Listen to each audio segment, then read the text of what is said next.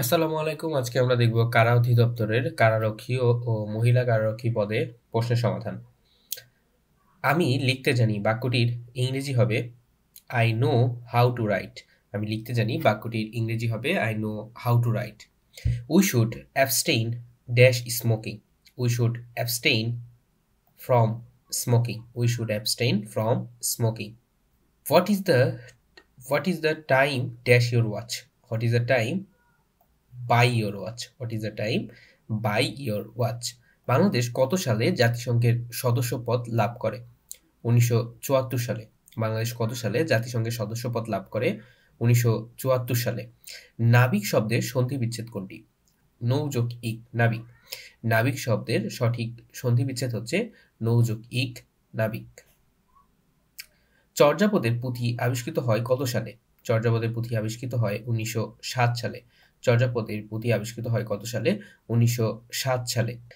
I have no pen to write dash। I have no pen to write with। I have no pen to write with। কোনটি সঠিক বানান? সঠিক বানান হচ্ছে psychology. Psychology বানান শুরু হয় হচ্ছে পি দিয়ে। PSYCHOLOGY, psychology. বঙ্গবন্ধু টানেল এর দৈর্ঘ্য কত কিলোমিটার? বঙ্গবন্ধু টানেলের দৈর্ঘ্য হচ্ছে ৩.৩২ কিলোমিটার। বঙ্গবন্ধু টানেলের দৈর্ঘ্য হচ্ছে ৩.৩২ কিলোমিটার। মহান মুক্তিযুদ্ধে নৌ সেক্টর কোনটি? নৌ সেক্টর ছিল হচ্ছে ১০ নং সেক্টর। মহান মুক্তিযুদ্ধে নৌ সেক্টর কোনটি? ১০ নং সেক্টর। সোমালিয়া কোন মহাদেশে অবস্থিত? সোমালিয়া অবস্থিত হচ্ছে আফ্রিকা মহাদেশে। সোমালিয়া কোন মহাদেশে অবস্থিত? আফ্রিকা মহাদেশে অবস্থিত। চন্দ্রমুখ কোন প্রকার কর্মধারয়ের উদাহরণ? এটি হচ্ছে উপমিত কর্মধারায়। যে নারীর পতি নেই, পুত্রও নেই, এক কথায় প্রকাশ করলে কি হবে? এটি হবে হচ্ছে অবিরা। যে নারীর পতি নেই, পুত্রও নেই, এক কথায় প্রকাশ করলে কি হবে? অবিরা। শুদ্ধ বানান কোনটি?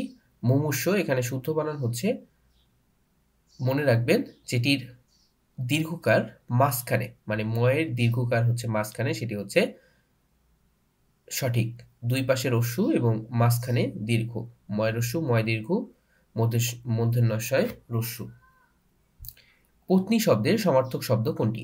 পত্নী শব্দের সমার্থক শব্দ হচ্ছে জায়া। পত্নী শব্দের সমার্থক শব্দ হচ্ছে জায়া। দেনা পাওনা উপন্যাসটির রচয়িতাকে? দেনা পাওনা লিখেছেন হচ্ছে শরৎচন্দ্র চট্টোপাধ্যায়। দেনা পাওনা উপন্যাসটির রচয়িতা হচ্ছে শরৎচন্দ্র চট্টোপাধ্যায়।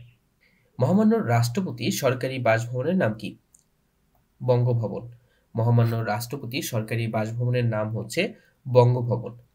ভাষার ক্ষুদ্রতম উপাদান কোনটি? ভাষার ক্ষুদ্রতম উপাদান হচ্ছে ধ্বনি। ভাষার ক্ষুদ্রতম উপাদান কোনটি? ধ্বনি। বাংলা সাহিত্যের গদ্যের জনক কে? গদ্যের জনক হচ্ছে ঈশ্বরচন্দ্র বিদ্যাসাগর। বাংলা সাহিত্যের গদ্যের জনক হচ্ছে ঈশ্বরচন্দ্র বিদ্যাসাগর। ভোরের পাখি কার উপাধি? ভোরের পাখি হচ্ছে বিহারীলাল চক্রবর্তীর উপাধি। ভোরের পাখি কার উপাধি? বিহারীলাল চক্রবর্তীর উপাধি।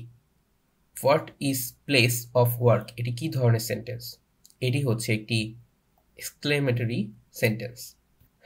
বাক্যটিতে অবাক বা বিস্ময় প্রকাশ পেয়েছে, এজন্য এটি হচ্ছে এক্সক্লেমেটরি সেন্টেন্স।